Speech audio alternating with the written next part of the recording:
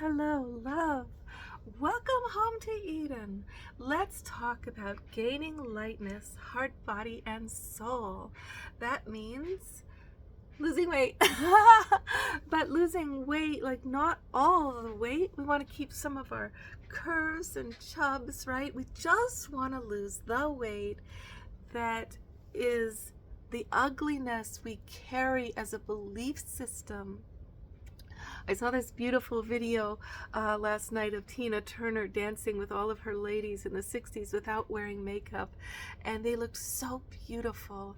And I was like, wow, we need to show our faces to each other more. But it is a true thing when we have been protecting and shielding ourselves by a kind of a weight gain that's not about our health. It's more about protection and padding, right? So when we start to gain lightness, heart, body, and soul, we are relinquishing outer protection for trust of ourselves. And that means we have to trust our own actions, our own savvy when it comes to men. Like, I make a lot of stupid choices when it comes to guys, but am I going to gain weight again in order to make myself not as in danger, unapproachable, to sort of hide away in a cave of self-disgust, which does feel safer? Or am I going to start to make better choices for myself and ask more questions of the men?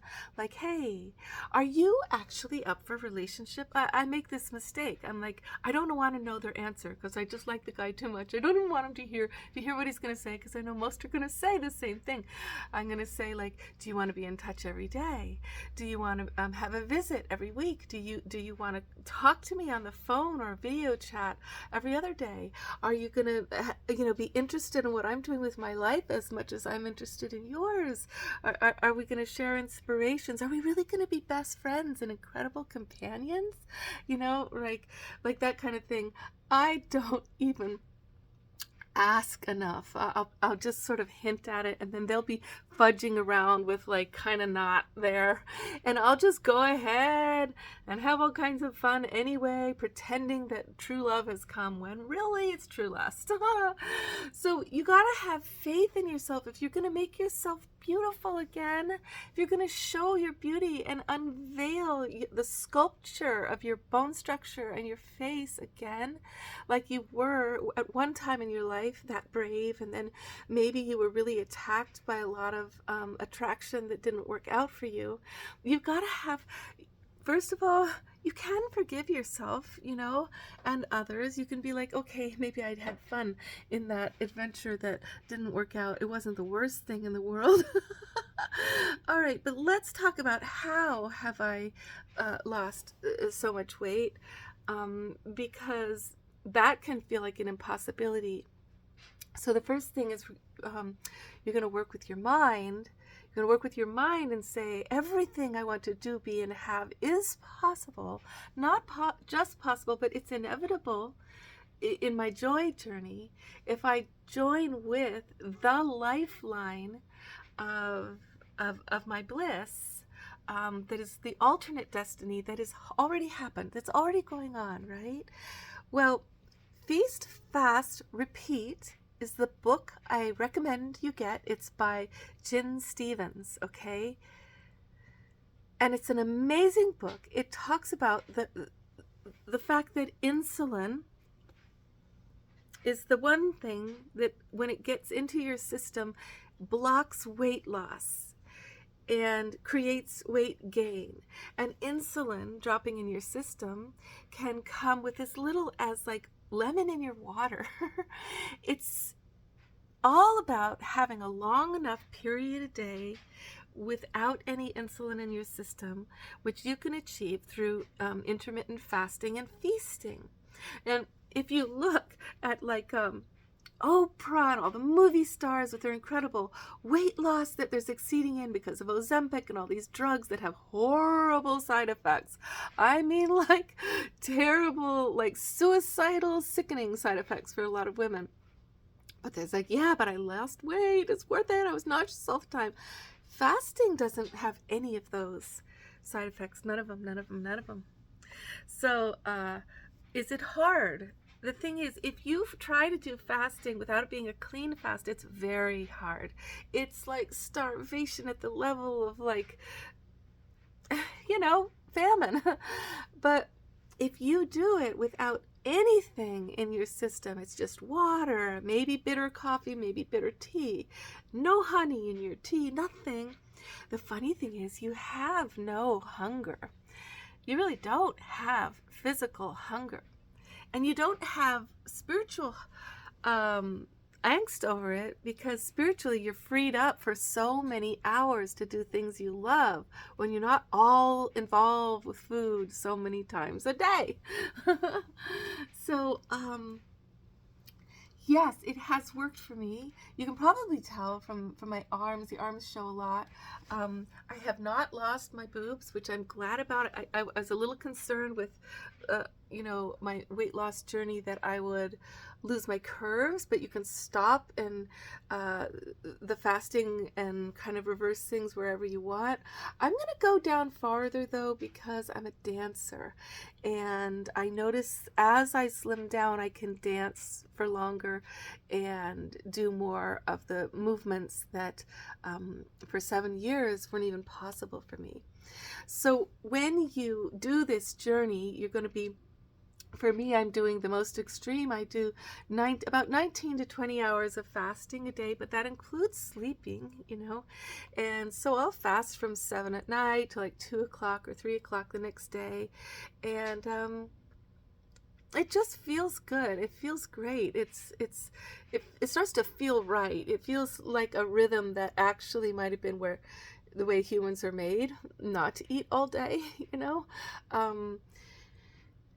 But I did hit a plateau, and you will probably hit a plateau. And the plateaus, remember, they're not just a physiological thing. They are spiritual. Because as you gain lightness, heart, body, and soul, you will start to come against beliefs that you're not capable, or you're not worthy, or you're not willing to live at that higher octave. What will it mean to be approached that often by say, men or women, and who don't love you, who just lust you, how will you know the difference? I'm not so good at it, truthfully, because I just love people. and and I fall in love really pretty easily, because I love so many different kinds of people for totally different reasons. And so I have to learn a kind of a spiritual protection as I lose weight, to manage to make more informed decisions, where I'm really asking, do you want relationship? Do you want to be in touch like every day, and talk on the phone every couple days and visit every week? Like, most people don't think it through. What do you need to be in a relationship? What does it actually mean that it becomes relationship to you? Is it a once a month thing that's a fling? Or is your turn on connected to your love of this person and their love of you and your friendship? I think we can do this, okay? We can. I have made it through my first plateau. I went down again. I had to do a lot of spiritual work.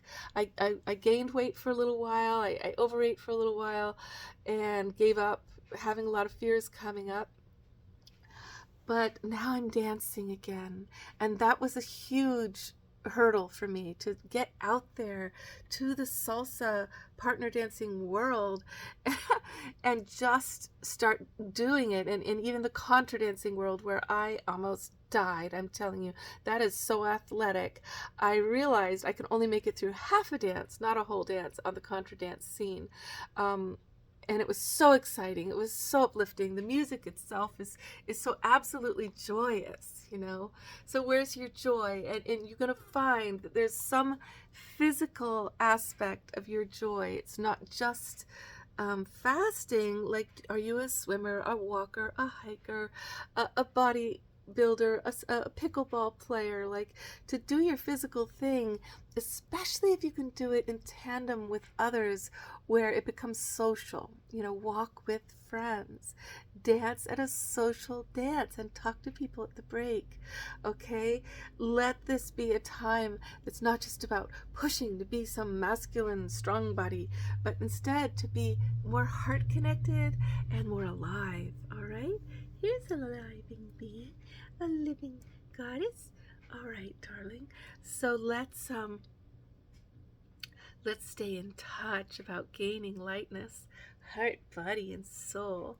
All right, this girl, she knows how to do that. All right, take care. Feast, Fast, Repeat by Jen Stevens is the book I recommend. And please do get my new book that is out.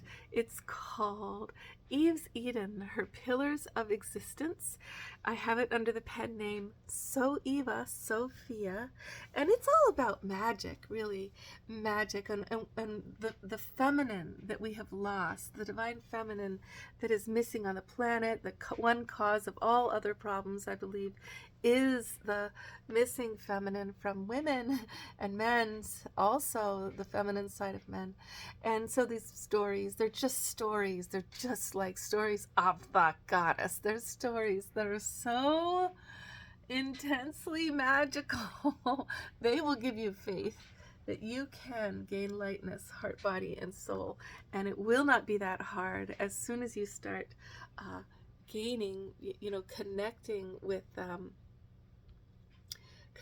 spirit as the activating factor, and expecting third force is necessary to join with any endeavor that you're doing. Call in spirit, expect the plateaus, and move through them with a kind of a it's like a push at the octave of 7. So you get bum bum bum bum bum, and you're almost there, and you're going to slide back down unless you push through when you get to the place of needing to get to the next octave. Some kind of shock, some kind of maybe extra fasting or extra dancing or doing something you usually don't do. That shock will bring you into the next octave. Okay, esoteric truth. Much love, darling. Love life. Eve's Eden, Her Pillars of Existence by So Eva Sophia is on Amazon now.